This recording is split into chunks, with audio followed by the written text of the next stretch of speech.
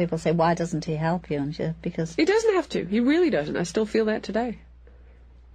Yeah, but you wouldn't fucking say no. I wouldn't say no, and I think it would be nice if he did. And I think morally, Angie's time of life, she's 64 3/4, it wouldn't hurt. But then again, you know, why don't the other 3 Beatles in the estate of John Lennon, why doesn't Pete Best get $50,000 a year for getting fucked? You can ask these questions all day long, and then if at the end of that day you say, well, my God, put myself in the Beatles' position, if you help one person, you've got to help them all. Where does it end? I can quite see the point. I just don't know if I would have the balls to be that hard on family or friends. I couldn't. I just couldn't. I couldn't get an enjoyment out of sleeping a night in a big feather bed with a fridge full of food and a Rolls Royce in the garage if I thought that somebody that I owed a moral debt of responsibility to was living in their fucking car. Couldn't do it. But some people can. More power to them. And if they want to face their karma at the end of the rainbow, that's their problem. I couldn't live like that.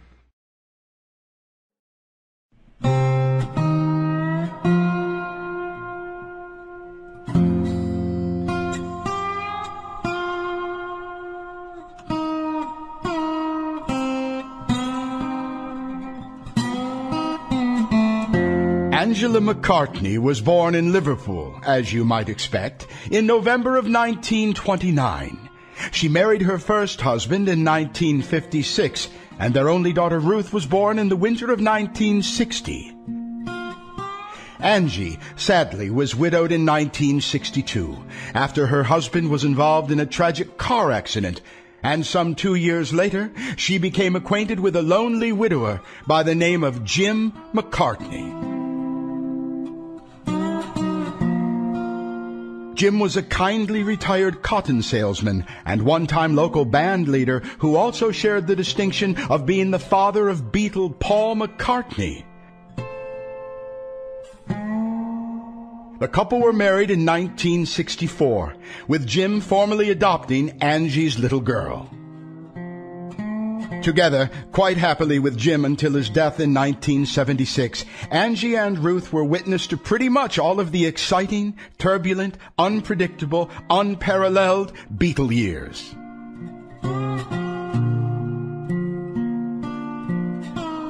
Along the way, both ladies formed deep relationships with not only Paul, but also his brother Mike McGear, all of the Beatles and their wives, of course, as well as a host of other A-list celebrities, rock stars, and people of the day. To enter into a family as close-knit and headstrong as the McCartney clan, however, was often tough going. Notwithstanding the ever-present pressure on their lives as the family of Beatle Paul and the madness which swirled around those lucky, or perhaps more appropriately fated, to be part of his confidential, exclusive inner circle.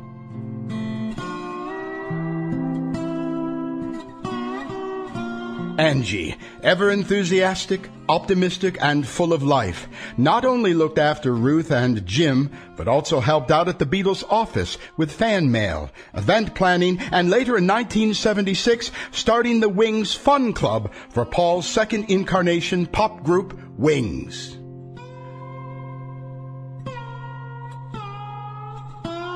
For Ruth, being the kid sister of the sexy Beatle was at first a thrill and later a definite challenge. At school, she was taunted and teased mercilessly, sometimes even bullied because of her famous family. Following the ever-dignified and gentle Jim McCartney's death from complications of arthritis in the late 70s, Ruth and Angie's relationship with Paul inexplicably soured, and they were soon out on their own once again.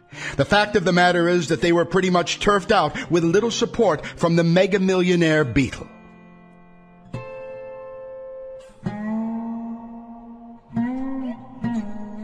The two then moved to London in search of a new life, and for a time they found work with show business impresario Michael Cohen. But unfortunately, nothing much really happened, and they then drifted through a succession of fairly pedestrian gigs in Australia, Nashville, and ultimately Southern California. Fortune, however, once again smiled upon the two determined ladies when the talented, perky Ruth landed a recording contract in Germany in the mid-1990s. With Angie as her manager, they traveled together all over Europe, as well as making several successful treks to Russia and Siberia, where Ruth became a full-fledged top-tier rock star. Unfortunately, however, they only paid in rubles. Thereafter, in the mid-1990s, the pair once again returned to California, where they formed McCartney Multimedia, and there they sit to this day, having successfully spun their early legacy of Beatle gold into an exciting and varied career in the digital world.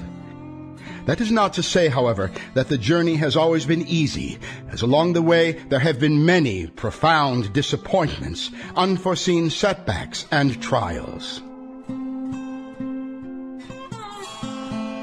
I came to know these two charming women after becoming a fairly successful rock biographer in the 1980s and 90s, and they came to stay at my house for several weeks. It was there these remarkable tapes were recorded and our relationship blossomed. The book we were to write, however, was not to be. But the tapes, fortunately, still exist, so their circuitous, often heartbreaking story can at last be told. Truth be told, this is a tale of two determined, intelligent, charismatic women out to make a life for themselves at all costs. That they are the heroes of their own story, despite the ever-present Beatle baggage they carry, is to their eternal credit. This, then, is the story of Ruth and Angela McCartney, in their own words, in their own time, as it was and will be forevermore. Angie and Ruth, you are two most remarkable women.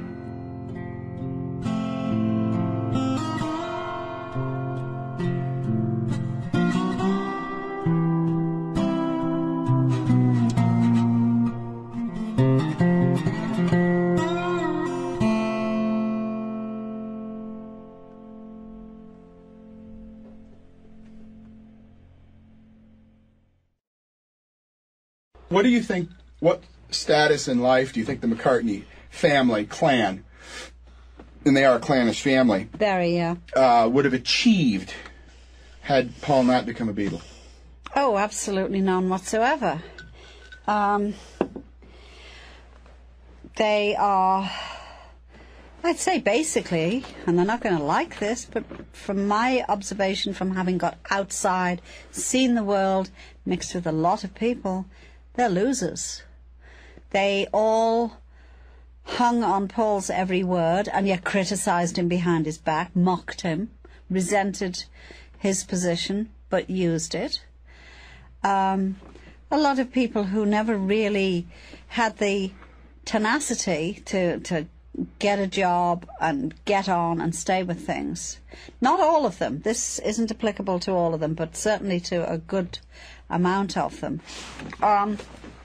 But the fact that Paul was celebrated, successful, talented, acclaimed worldwide, and even able to hobnob with royalty and aristocracy and so forth, they obviously idolised him in a sense, and I mean it in the sense of idolatry, lionised him, protected him, were terribly critical of anybody who didn't totally approve of him.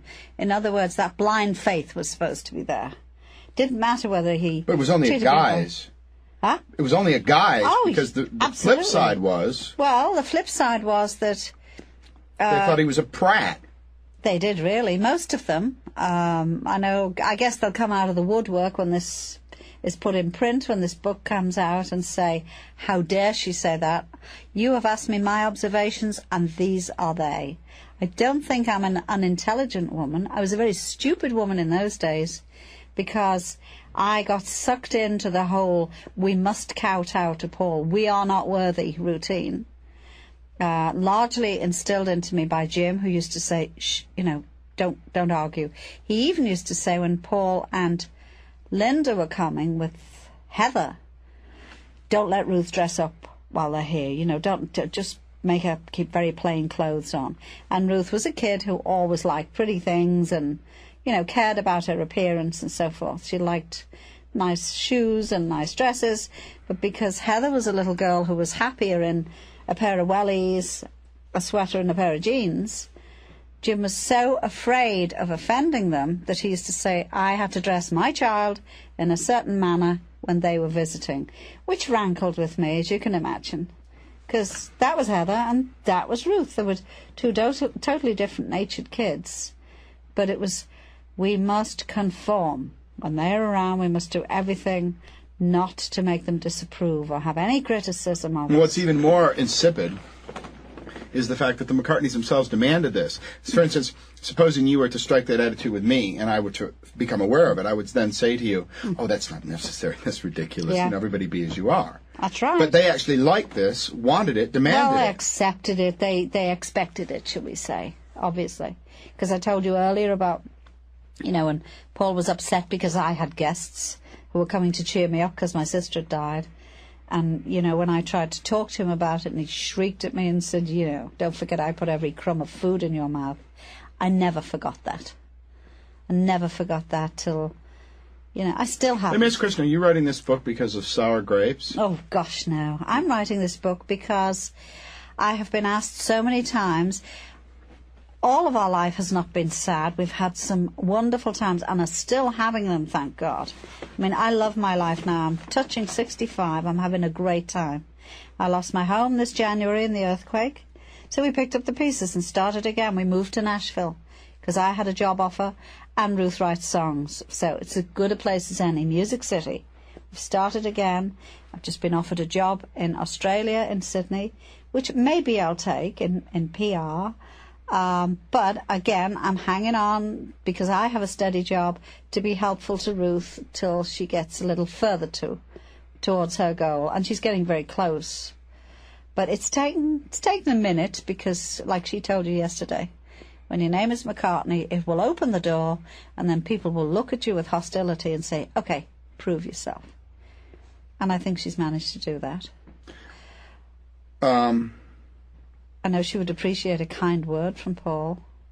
Not money or not here's a record contract or anything in her lap, but deep down she would love to have his approval. There's no doubt about that.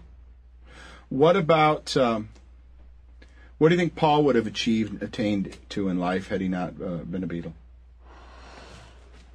Well, from what I know of his early life from Jim, through the eyes of his father, I don't know that he would have achieved very much at all, because he was unfocused, he was selfish, self-centered, which I guess he still is. I know I've read in print that he said, I probably would have become a teacher. I doubt that very much, because I don't think he would have had the tenacity to study at anything for like 5 years and stay with it.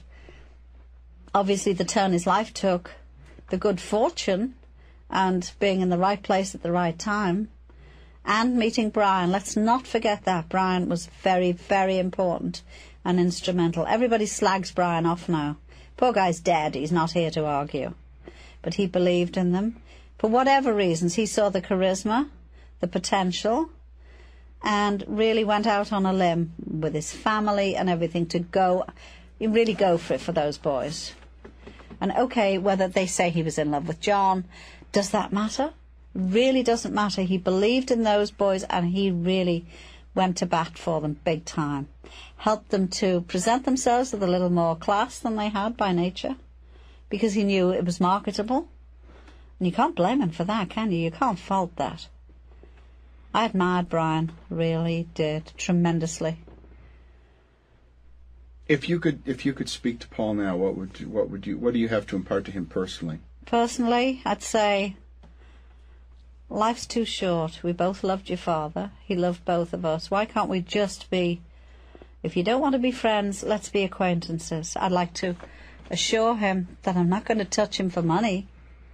I'm doing okay. I have a job. I have my skills. My daughter has her talent, really. But unfortunately, in the position of somebody like him, you always wonder, what does she want? I don't want anything. I would just like, for Jim's sake, for us to be at peace, that's all. To be able to send him a Christmas card or a newsletter, which I do to so many friends that we've made working all around the world, and say, this is what we're doing. That's all. And think that if he was in my town, he'd ring me up and say, have you got the kettle on? I'm coming round for a cup of tea. That's all. But I suppose in his position, when you are such a megastar, and he has, rightfully in certain instances, got some hostility towards me for doing things like selling his birth certificate. Sure, that pissed him off, of course. But I did it because it was a necessity. I would like to think that in the light of the things that I hear him say and write, that he would have a little touch of forgiveness or charity in his heart for Ruth and I. But, hey, it comes under Chapter 11. Shit happens. What do you think about the fact that in his music he portrays himself lyrically and also musically as this sort of love and peace, you know? Well, it seems somewhat hypocritical to me, I have to say, in the light of my own experience and of how he treated his father. There's no doubt he has a great God-given talent. Yeah. I guess that megalomania comes into it somewhere, you know. Do you really think he's unbalanced? Oh, yeah. All right, so after you had all these terrible problems, after you had all these sort of horrendous This is your life. Take a seat. occasions, Yeah.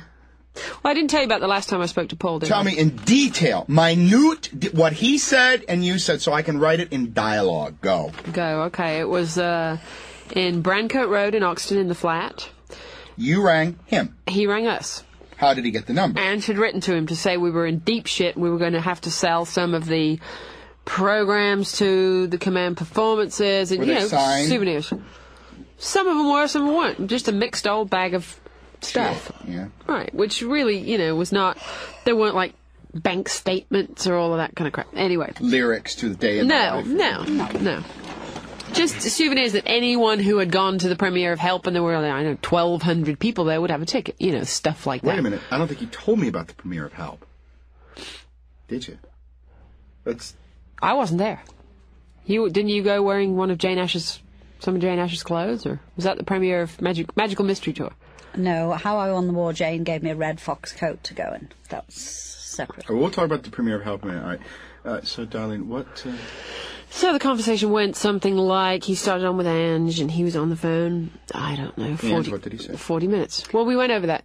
Yeah, I think we yesterday. talked about this one of the earlier Okay, days. But excuse again, me. it was... No, you know- don't need to say it again because it'll confuse the researchers. Sure. What did he say to you?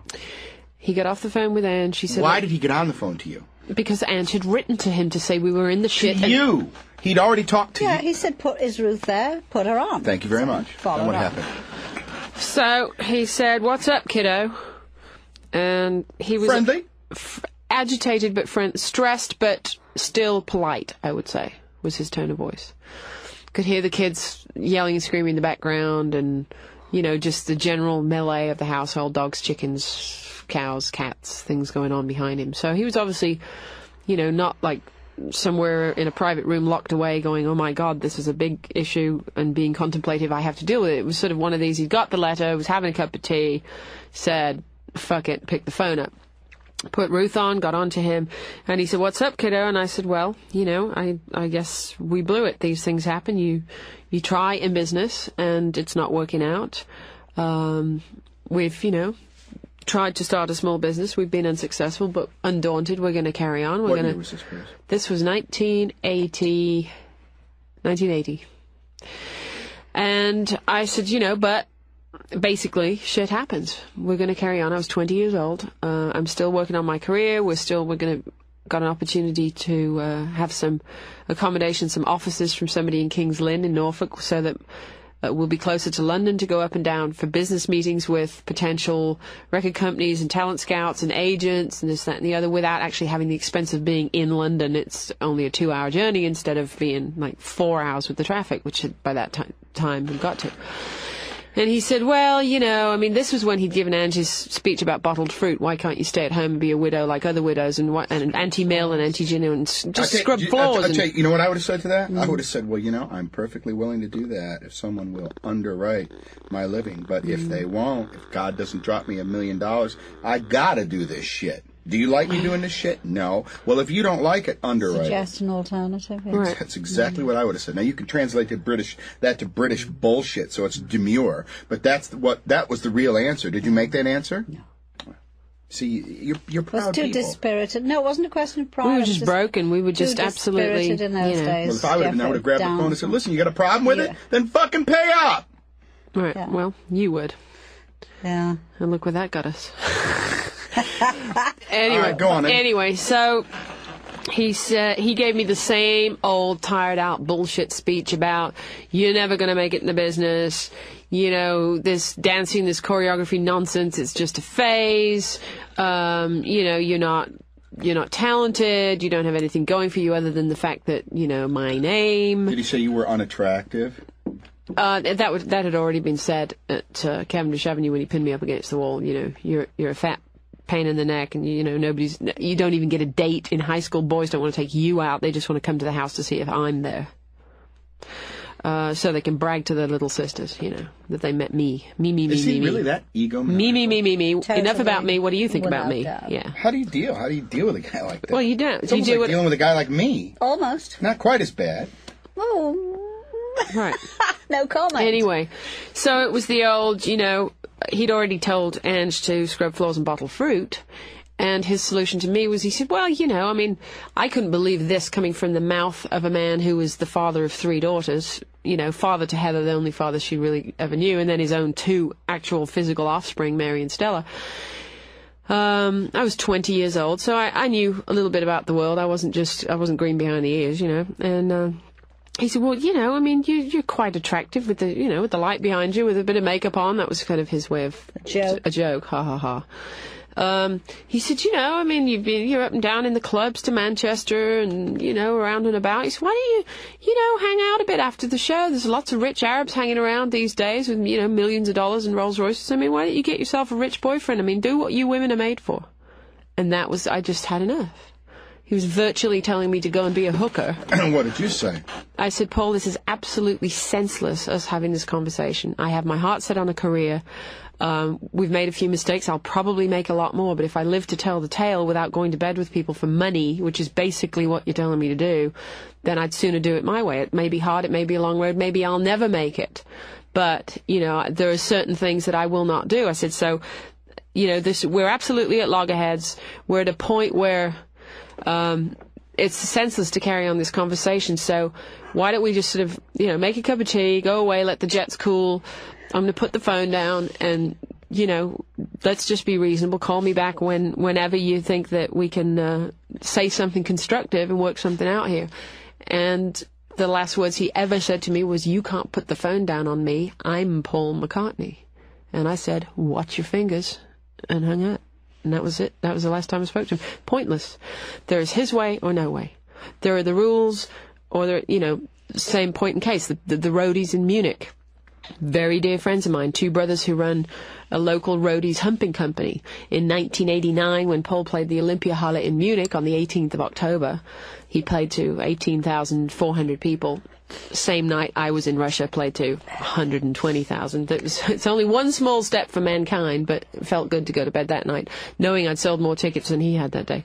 I went to that venue that day and dropped a letter off for him. Nothing. The roadies got there. What did the letter say, please? Just, you know, just thought I'd let you know that Ruth and I are living in Munich. We're about 2 miles down the road. If you have a minute and if you feel so inclined, my telephone number is... Ruth's away in Russia doing a concert tonight. Would love to hear from you. That's all. Take care. Have a great show. You think he got it? I don't see why he wouldn't. I mean, because Sure, a lot of people leave. Yeah, but we were known to the staff. I mean, I have played that hall. I played there with David Hasselhoff. You know, we were known to the people in Munich as being part of the McCartney family. And then the show, I had a record company with a record contract with the biggest producer in Munich. I had done 22 television shows. It wasn't just another fan leaving a note. I mean, the people at the box office or the backstage would know exactly who this was, and I'm sure that they would make every effort to get it delivered. I can't guarantee it. I didn't follow the envelope, but I would be very surprised if it didn't reach at least one of the yes men. You know, but it could have reached one of the yes men backstage. I wouldn't have done that. I would have felt that at that point, when this phone call from me would have been it. It was 10 years later. Fuck you. Life's too short. No, well, 10 years got... Give him a taste of his own medicine that he does with everybody else. 10 years had gone by. He and his father. Oh, 10 years have gone by. Right. Oh, okay. So, water under the bridge and whatever. Anyhow, where was I? I was, the roadies in Munich, they called in 60-odd, let's say 63, 64 local humpers to unload the, myriad of trucks of Wings shit. It was now, Wings had gone, and it was now Paul McCartney again. And that horrible, insipid band of losers. Go ahead. Well, I didn't say that. I haven't seen him, so I can't tell you. Whatever. So it's interesting that he never gets anybody famous. He always gets someone that really needs the gig so that he can control their ass. We Manipulate met up them. with Denny Seiwell playing in a little club called Residuals in North Hollywood. not Just long doing a ago. jazz gig for What do like you have to say about $25. Not very happy recollection. He His just- wife Monique, who was French, he said she always used to get stuck with minding the kids. He said, and she was treated pretty badly sometimes by Linda. Treated like a babysitter, and she was Would the he drummer's speak wife. to me? Probably. He might, Do you if we have could his find... number? I don't, but I can try and find him it. through the music circles in L.A. Craig Cranf might know where he Let's is. add him to the... Okay. Anyway, so the story goes in Munich that, when you're on Paul's permanent road crew, obviously you have to be a vegetarian, and that's fine. I mean, that's great. That's their way of life, and they have at least done something positive and constructive Yeah, I with their think that's power in the reasonable. media. Obviously, I would think that was reasonable. Yeah, obviously you I would. had- I if don't. I- I have mixed feelings about this. If somebody is working for you, you really shouldn't dictate what they eat or what they believe in. If Should they you get have the truck to there do on their time, work? they put up the drum kit. But on the other hand, if See you're the point. paying the bills and you want to associate with only a certain type of person, Yeah, you can yeah, advertise It's a moot for that. point. But anyway, there's both sides. of it. yeah. I see both sides. But this local roadie company had been hired to provide humpers. They got there, 8 o'clock in the morning, blah, blah, blah. They're all working away. And they had been told that there were a certain amount of semis to unload, and there was one extra. Like if it was 8, there were 9. And they said, well, on our check-in list here, what comes off first? What's scenery? What's drum riser? What's lights? What, in order of priority, what do we unload first? And they said, well, the first thing that has to come off is this metal and glass bulletproof box, which is about 40 feet long by, 10 feet wide by 7 foot high. And it's Paul's meditation room. And it weighs, countless tons. It's got a steel frame, and it's glass, and it's got its own air conditioning system, and he goes in there and chants Om before the show. So this thing had to come off first. They were running by this time. You are He's not a kidding me. Buddhist now, is he, Ruth? I don't know, whatever he is, but You're kidding me. no. So this thing has to come off first. It gets all set up and loaded and this, that, and the other.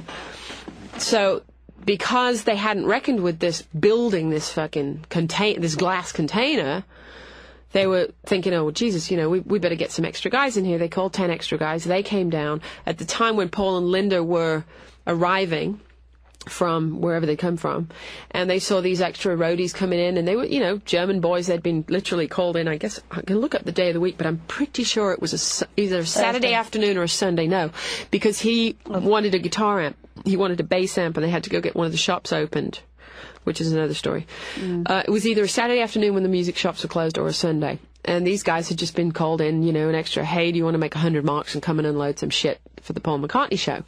So they arrive, and some of them committed the mortal sin of they were wearing Reeboks, and some of them had leather work gloves. They got out of bed, got in their cars, drove across Munich, got there on the spur of the moment to do this gig, having been promised money, and were fired because they were wearing animal products and Fired by whom? by, I don't know who physically fired them, but they were fired because Paul and Linda will not have anybody wearing any animal products working for them on their crew or anywhere, and these guys were sent home again without any pay. So their whole fucking day was ruined. They've been called in to do a job, not told there is a dress code. They get there and they get fired. One of the guys that was fired. That's right, we sat in Friend an of Andy Italian Slavic. restaurant outside Absolutely. Andy He was Slavic's madder apartment. than shit. Because he thought, great, I can make an extra 100, I'm wife and working kid for and all this Paul sort of stuff. McCartney. At sound check, during the whole day they were there, there was a Pizza Hut right across the street from the Olympiahalle in Munich. The crew were locked in so that they wouldn't go out at lunchtime and buy pizza with meat on it in their lunch break. They were locked in the gig and given sprout sandwiches or whatever. They were physically locked in the hall. So they couldn't, because it was a restaurant across the street that sold meat, and they were scared that they would go over there and buy a ham pizza. So they locked in a professional lighting crew, humping crew, road crew, whatever. I mean, to me, that's taking it a little too far. That's the last Paul McCartney story, isn't it? Because that's like 91 or 92, right? Yeah, and then there's the same day, a bass amp blew up, and somebody said, it was Zitrone Music in Schwabing. Somebody said, well, I know the owner, I've got his home number, and this, that, and the other, so, oh my God, Paul McCartney needs an amp. There was some electrical short or whatever. The guy drove in from Baldheim, unlocked the shop, gave them the amp, this and that and the other, opened up after it had been closed, rushed it back, and it was plugged in, and Paul said, oh, that's the wrong kind of amp. I don't want that kind. I want another kind. Well, in Munich on a Saturday afternoon, everything's closed. That's all they could get. I mean, not, here's 2 free tickets for the guy who owns the shop. Here's a T-shirt. Thank you very much. How much do I owe you for the rental? Nothing. Oh, that's the wrong kind. Okay, now tell me about how you persevered through this and continued with your show business career. After we... Encapsulate everything. I will. Except for the Russian bits. You can expand those with some detail. After we Get realized... to Russia fairly quickly. Okay. After we were in King's Lynn, the business finally folded. The shit hit the fan with her business partner, his wife, all that. We moved to London. We got jobs. Told you about that. We realized that after our lives had been threatened, we don't know how physically threatening that was. After these 5 phone calls, we went to my cousin's house. We came home on the Sunday night. The flat had been broken into. The mink coat had been stolen. It was the one and only insurance policy we'd kept up. We got some money from the insurance. About 2 or 3 days later, they rushed the claim through. And I took a sick day from work, and I went to the Australian Embassy on the Strand in London, W2, with our passports, and I applied for visitor visas, and I got them. At that point, they were really strict on these things, but I had cousins in Brisbane and friends in Sydney who would vouch for It's us. difficult to visit Australia? It was then. It was then. Why? Unless you were going into the country with a round-trip ticket. Or a sum certain of amount money, or a job to go to. prove your stability. Or a hotel like a tourist. Because they don't If want you you go to to disappear into the a travel system. agency and book a holiday... fine, but if you're package just tour. going to go on an open-ended visa and stay with relatives, they're pretty sure you're going to stay there, and they don't want immigrants who don't have jobs to go to. So, anyway, the officer at the thing took pity on me, got the visas, called Angie. That was on a Tuesday. The following Friday, we flew to Sydney with 6 suitcases and £300. We went to stay with some very dear friends called the Crawfords. He was a TV producer for ABC Television in Sydney. She is a famed sort of light opera singer, performer. We stayed with them for 6 months. We did some light, weird jobs, worked for the Elvis Presley Touring Museum. Santa Claus photographs. Did the Santa Claus photographs, a lot of funny stories about that. I wrote some songs for ATV Castle, one of which charted, and at that point, in 83, was when I really started seriously songwriting. I'd written various things before, but never really gone anywhere with it because I was intimidated. I was in the shadow of this maestro, and at what point do you say, I'm a songwriter too? It takes a hell of a lot of balls. I think being 12,000 miles away from him and it and all that bullshit helped me get out of that shell. So we couldn't extend our visas, couldn't stay past 6 months. I wasn't ready to go home to London. And we thought, well, where the hell do we go now? We had saved up through doing these jobs. We'd saved up about 3,000 Australian dollars. So we called my cousin Beryl in Laguna in California, Beryl Kendall, who was married to Auntie Millie's son for years. And she very kindly said, well, hell, I've got a big house. I'm divorced. Come and stay with me until you get on your feet, which is exactly what we did. We moved to L.A., got settled in with Beryl, worked around sort of various situations. How can we get visas? We got short-term visas. I then met and fell in love with my first husband. It was one of those, boom, whirlwind, immediate, oh my God, romances. We got married. Rather like the way you were drawn to me when we first met. This morning in bed, very much Okay, like that. yeah. And thanks for last night, by the way. It was terrific. But I thought Brenda was better than you, but But those dogs, huh? Oh man, and that little one, whew, what a goer. And so we then went to Hollywood, got an immigration lawyer, worked out all the whole visa thing, all that crap. I got a job choreographing a heavy metal band in Santa Ana. Famous heavy metal band. No. Then nothing ever became of them, unfortunately. And then started hanging around the gentleman called Richard Delvey, who was David Cassidy's musical director when we met him in Manchester in 1972. Yeah. We still had his phone number. He's still in the same house, miraculously. I think he's the one person in Los Angeles that's never moved. He's still in Laurel Canyon. So we had this old, tattered, torn business card, and we called it, and miraculously he answered, and he said, "Oh, we'll come up to Hollywood. I'll take you to lunch." And he took us to La Dome on Sunset Boulevard, which then became my second home. We sort of started thinking, well, there's a possibility of this. We met the grandson of the great Enrico Caruso, a gentleman called Paul Caruso, who said, "You guys should write a book," you know. So we kicked it around, we thought about it, never did anything with it. Moved to Hollywood, got a nice flat, and I started working in the film business. I started out doing acrylic nails and manicures and stuff for actresses and, you know, and hand models and commercials, which then progressed to driving a grip truck, which then progressed to, you know, being best boy electrician's assistant. And I worked for a company called Paisley Productions for years with, you know, I mean, all their celeb commercials that they did. They sort of would assign me to be Was that where the you assistant. met OJ through them? I met O.J. Simpson, Bill Cosby. I worked with Anthony Daniels, who was the Star Wars character. I mean, just too numerous to mention, people like that.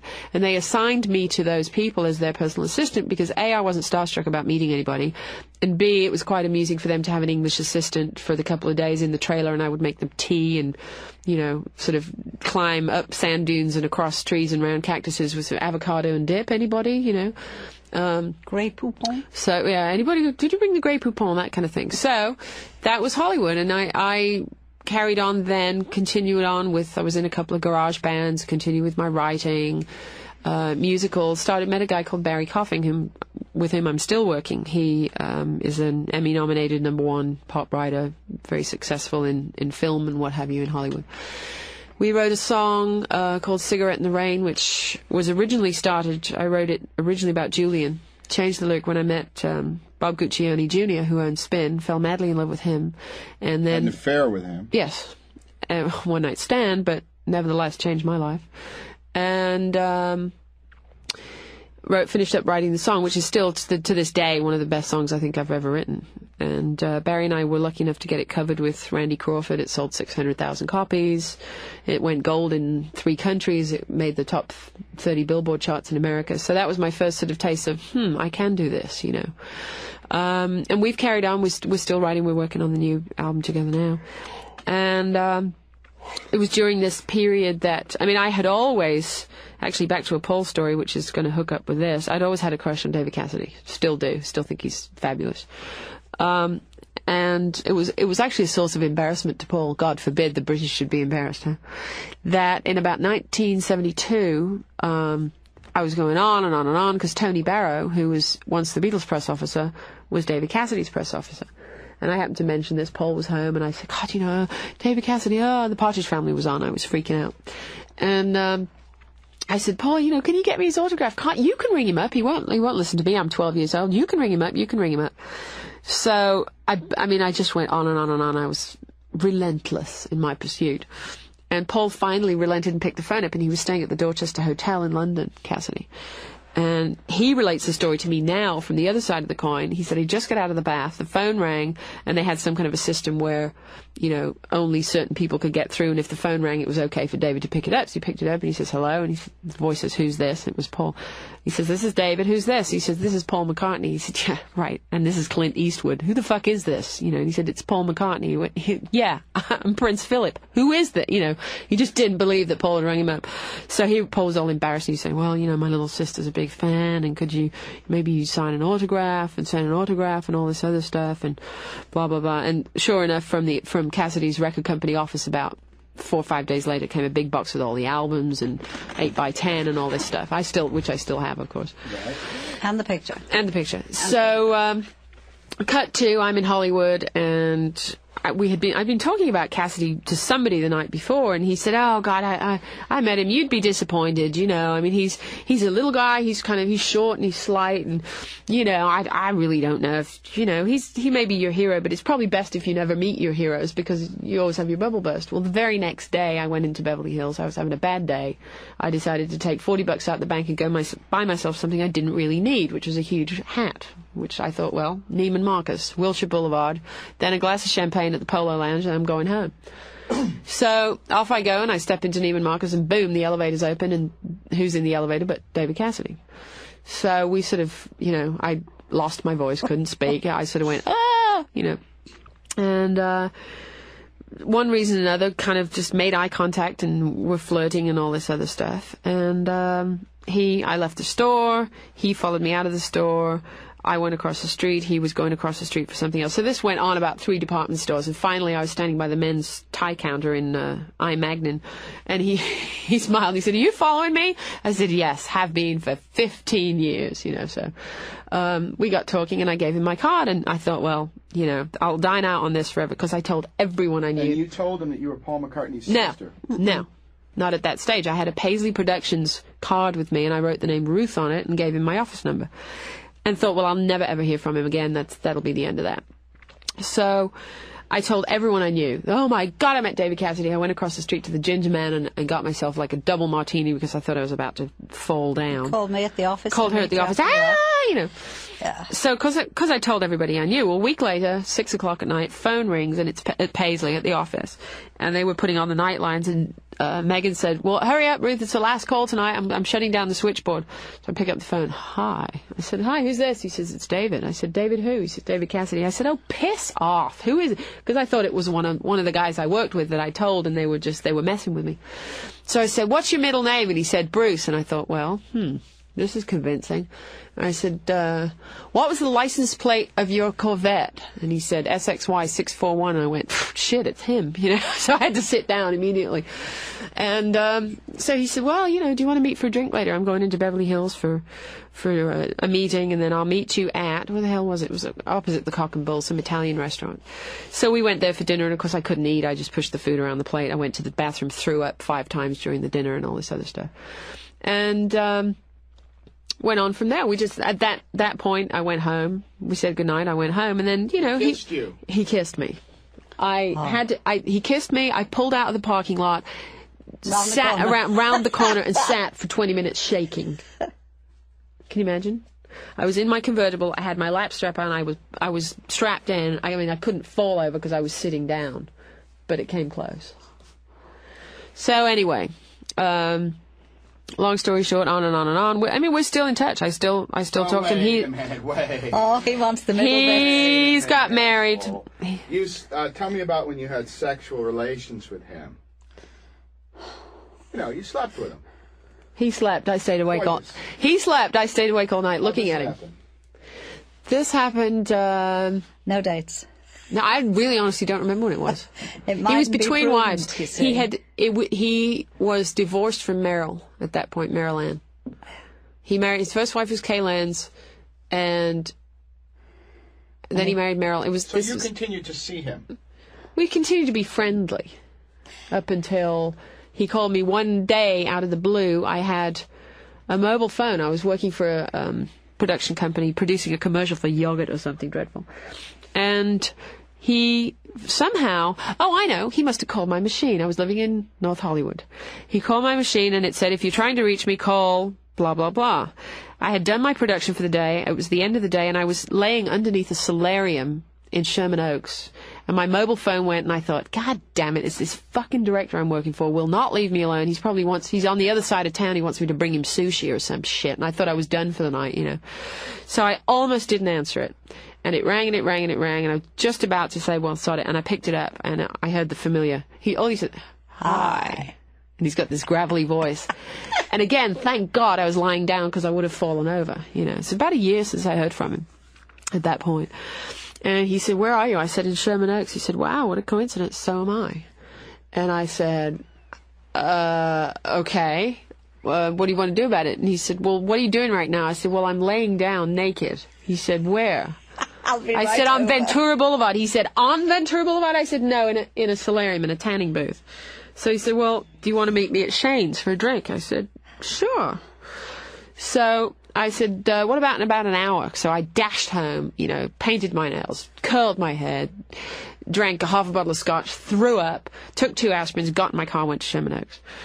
And I walked in the front door of Shane's, and evidently he'd walked in the back, and he was sitting at the back of the bar waiting for me already. And I walked in the front door, and the valet park... Is Fred in there? Oh, no, I want to check the tape. Keep talking. Okay. The valet park took my car, and I walked in, and the bartender, Gus, who knew I was a diehard long-term David Cassidy fan, stopped me at the front door and went, oh my God, honey, you'll never believe who's in here. And I said, I know, he's here to meet me. I was too cool for school. So we sat down, we started talking, and he said something about, well, who do you live with? And I said, well, I have this roommate, he's a guitar player. And with my mom. He said, your mom? You live with your mom? That's neat. What's she like? And I said, she's great. She's my best friend. Wow. He said, I'd like to talk to her. I said, no problem. Picked up my mobile phone, called Angie. I go, hi, Ange. David would like to talk to you.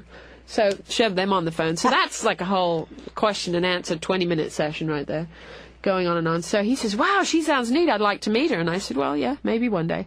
So he said, well, shall we go and get something Oriental? And I didn't know whether he meant, let's go down to the Pleasure Chest on Santa Monica and buy a Chinese fuck basket, or he just wanted sushi. So we went to a sushi bar, and he had smelt roe. It was disgusting. And he said, well, I don't want to be noticed. I don't kind of want to be obtrusive in here. I want to be unobtrusive. So he put on my neon sunglasses and my mink coat so that no one would notice him. And we went into this bar, and again, I couldn't eat. I mean, I'm sitting at across the table staring at my hero. So I have, 8 million sakes, and so does he, and he doesn't drink at all anymore, and he didn't drink much even in those days. And so I said, well, we better get out of here. They were closing up and brought us the check, and he said, well, what do you want to do now? And I said, well, I don't think you should drive. And I had this huge black Oldsmobile Delta 88 convertible. And so I said, I'll drive you home, and then you call me in the morning and I'll come and pick you up and take you back for your car. So he said, well, I don't really want to go home yet. I said, oh, well, do you want to go get a coffee somewhere? And he said, well, no. That mother of yours sounds like fun. Where do you live? I said, I live in North Hollywood. He said, well, let's go to your house. So by the time we got to my house, year is this? Mid-'80s somewhere. I moved in 83 to Hollywood, and I got married in 89, so right in between there. Keep talking. So we many details out of this.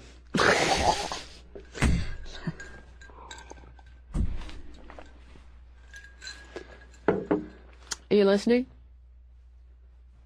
Yeah, okay. Still listening. Okay. So we get back to my house, and it was pretty late at that time. And Michael Hakes, our roommate, was sitting up restringing his guitar at the kitchen table. And I was sewing. Ange was sewing something, doing some mending, because Rose couldn't do it. And so he comes running through the house, because wearing my mink coat, and sat down, played Michael's guitar. We made cappuccinos, and it was really, really late. And because of, my nervousness and stuff, I had a few more drinks, and I didn't want to drive. And so he spent the night. And I couldn't go to sleep because I was just staring at this fact that this head was finally on the pillow next to me. I was just freaking out. Blue button, bottom. How many times did you make love? I'm not going to go into that. What kind of lover was he? Hung like a horse. Let's say that.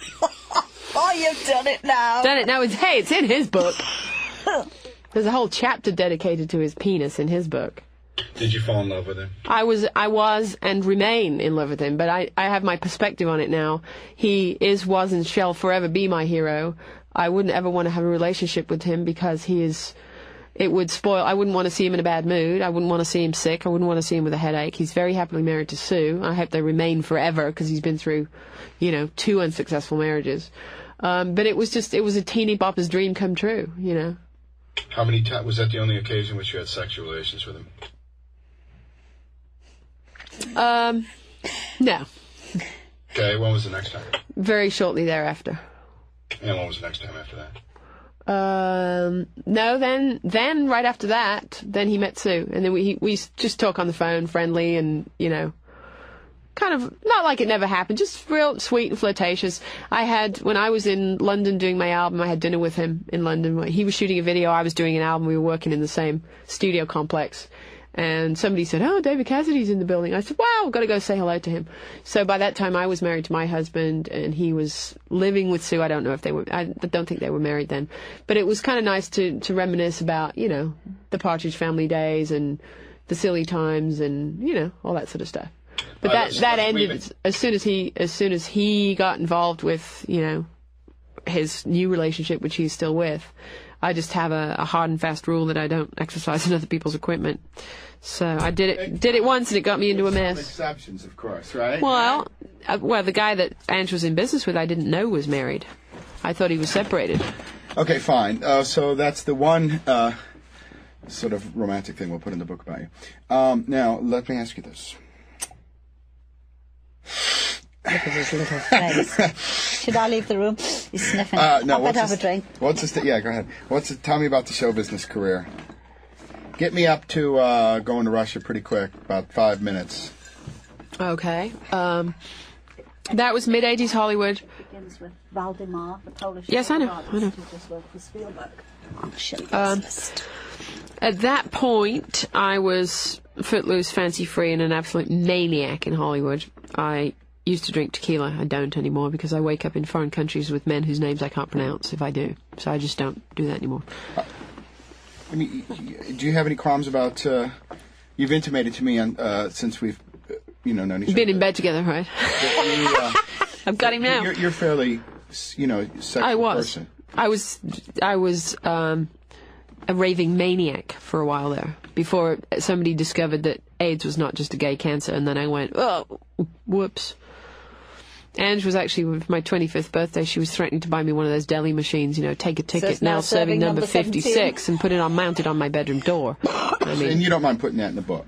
Okay, everybody who knows me knows that. Okay. Too bad we're doing it now. Well, yeah. Missed out. Yeah. I just, Hey, haven't you got taken a vow? When I was single... Faithful to your wife? Absolutely. Okay. When I was single, I figured, what the hell? There's nothing, there's nothing to be ashamed of about enjoying sex. Yes, of course not. Yeah. Talk about the show business now. The show business thing. Okay, well, I was working away on the music, still doing all my songwriting and demos and that stuff, and struggling on the Hollywood ladder, as one often tends to do. Again, and as part of my single sexual freedom in some convoluted way, at one point I thought that, well, they do say that so-and-so slept her way to the top, and after going to bed with about 4 or 5 of the wrong record company executives, realizing that they were full of shit, I thought, well, if you're going to go to bed with somebody, you might as well be young, cute surf boy from Malibu instead of some old, fat, jaded businessman with, hairy shoulders and a car phone. I like that. You know exactly who I mean. Yes, he'll know. He'll know too.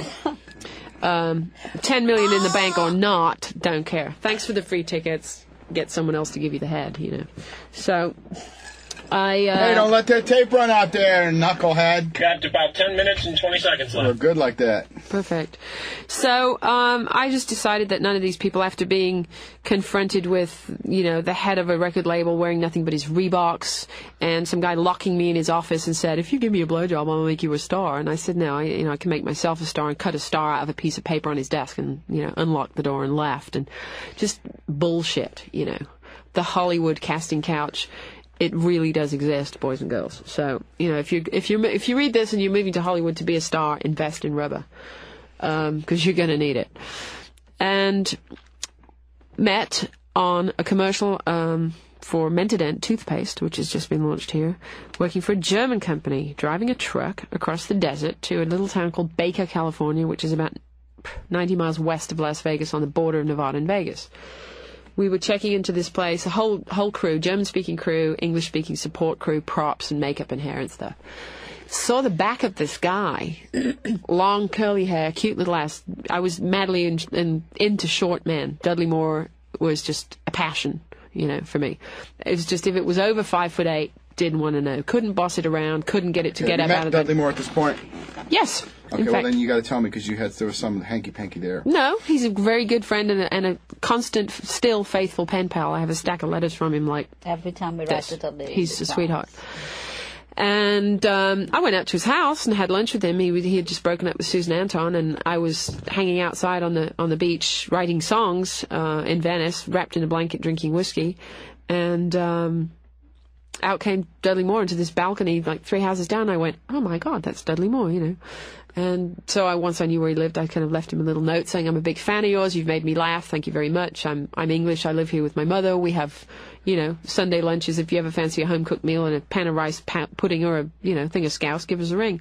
And sure enough, he rang. I mean, and we started this whole phone conversation. We used to talk and laugh and joke on the phone for over a year before we ever met. What did he say about when he found out you were Paul McCartney's sister? Because he knows Paul.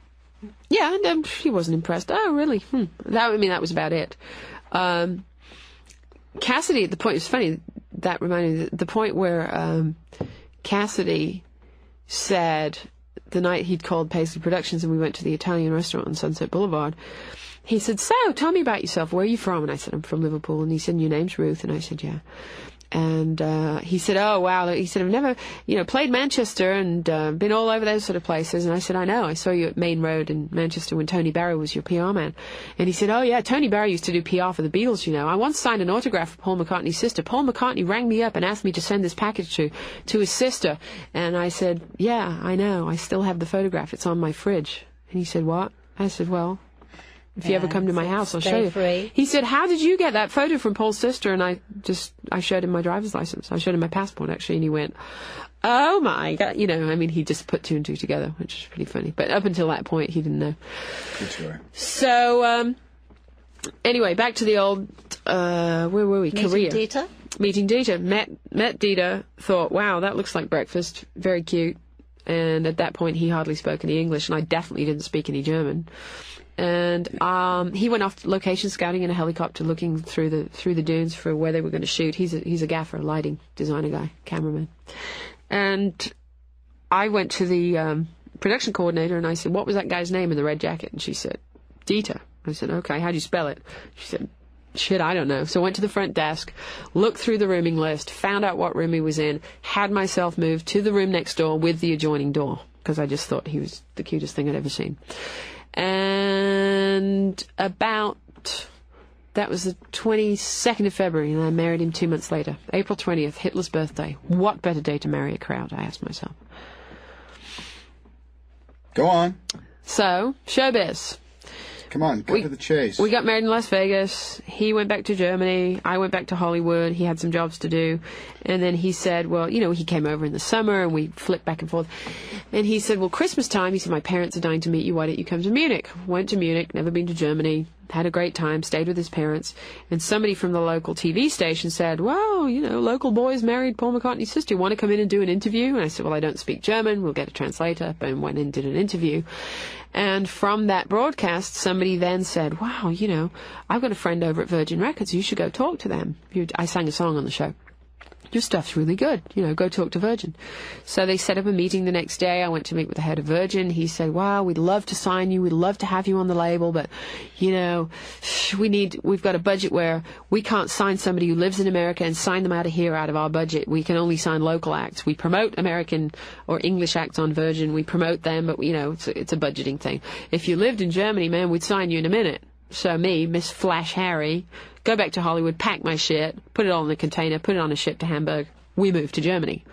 Get there, settle into the family, call the guy, he's been fired. Doesn't work at the record company anymore. My husband's in Bochum. That's just life. But, yeah, right. So I'm now living... Shit happens every day. Right. I'm living in Germany. I have no record deal, whatever. So I pick up the Yellow Pages, and I'm looking through the Yellow Pages for record companies. You know, me. I thought record with a K was bound to be the German word for record. Well, it's not. It's with a P. It's Plattenfirma. So, literally look in the Yellow Pages, call the first thing in the book, Jupiter Records, make a meeting with them, go to see them with my then manager, Warren LaRose. And they said, well, yeah, let's do it. And signed me literally almost immediately. Within probably a week, the contracts were done, and I went to work with Anti-Slavic, and we wrote 37 songs. We released 11 of them, and that's the CD that, you hear today. And after a while doing that and touring, doing TV shows and stuff in Germany, I ran into a friend that had been in Las Vegas when I met my husband. His name is Waldemar Pokromski, and he's Poland's foremost premier makeup prosthetics expert. He just did Schindler's List, etc. He said, I'm going to a very important party with some investors and film people in Starnberg. Would you want to come? You and Dieter. And I said, well, Dieter's out of town. He said, well, join me for dinner. So I went down there with him, and there were all these Russian people at the table. And one of them was KGB, and one of them was from the TV station, and one of them was a producer, and all this other stuff. And they said, oh, wow, the whole Russian thing. Have you ever been to Russia? Would you like to be on TV? Would you like to come to Russia? And I thought it was the typical bullshit that you hear at dinner parties, hey, give me a call, we'll do it, this crap. So they said, have you got a video clip? And I said, well, no. So when my husband came back to town, I said, these Russians want a video clip. And he said, well, we can do that. So he and his partner and a bunch of other volunteers and friends, we made about a $30,000 video clip for $3,000 because we borrowed cameras, we borrowed, whatever. Made the video clip, FedExed it to Russia, they started running it. And what was it? It was a song called Shadows of Love, which a girl called Martika wrote. She was a songwriter at Famous Music, and I had done the vocal demo on it for Famous because she couldn't do it because she had an album deal with CBS. She wasn't allowed to sing her own demos anymore. So I had done the thing. I had the musical track, and it was real good quality, and we thought it would be suitable for Russia, which it was. It was a big hit there. And sent off the video clip. How and big a hit was it? They don't measure it by selling records. I've never had a record released in Russia. It's just how many times it gets played on the radio and TV. Because they had one record company. It belongs to the government. They don't have any now. There's all these fledgling people who everything's bootleg. There's no copyright law as we know it in that part of the world. So a hit is determined about how many concert tickets you sell because people come to hear that song. So yeah. That's it, Russia. I get off the plane. They've hyped the shit out of this thing. I get off the plane. There's hundreds of thousands of people at the airport. Cameras, flowers, press, limousines, the whole thing. And I'm looking around the baggage place for Michael Jackson or, somebody to get off, Madonna to get off the plane. And all these people were there to see me. So we get to the hotel, do a big TV show. I had to have a press conference. I mean, it was all of a sudden from like overnight, obscurity to, oh my God, I'm a star. And it's just been going on and on and on. I mean, I've been to Armenia, Lithuania, Latvia, Uzbekistan, Kazakhstan, Ashgabat, Turkmenistan, Siberia. I took Angie last year we did 5 weeks in Siberia to go and do concerts out on the oil pipeline towns that nobody's, no Western entertainers have ever been to. And we flew in our helicopter and went day to day to day, to door to door to door, and did concerts. If I'm boring you, I can shut up. I'm fine. Okay. And that's the whole thing with Russia. I mean, it's just, you've seen the press clippings. That's not the whole thing with Russia. Well, you wanted me to tell you before the tape ran out, and he's standing there. No, darling. I wanted you to bring me up to Russia. Okay. Russia's about an hour story, maybe 2. Oh, okay. Oh, yes. You got to give me all the details, sweetheart. Okay, fine.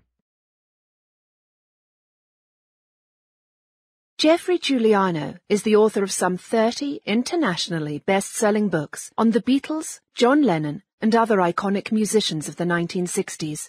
In 2006, his book, Paint It Black, The Murder of Brian Jones, was made into a film by Stephen Woolley and Nick Powell entitled Stoned, The Wild and Wicked World of Brian Jones. It remains a cult classic and the only film bio of the Rolling Stones. Giuliano is also a veteran journalist, having written for dozens of high-profile newspapers and magazines, including The Sunday People, The Daily Mail, The News of the World, The Mail on Sunday, Playgirl, and Rolling Stone. A noted film actor, Giuliano starred in such movies as Vikingdom, Scorpion King 3, Jules Verne's The Mysterious Island, The Fifth Execution, Far Cry 3, Fire Desire, among many. In addition, he hosted the long-running North American syndicated radio series, Geoffrey Giuliano's Roots of Rock, for 5 years, as well as pioneering the audiobook industry in the 1990s by authoring, narrating, and producing over 250 original, non-book-based, interview-driven productions.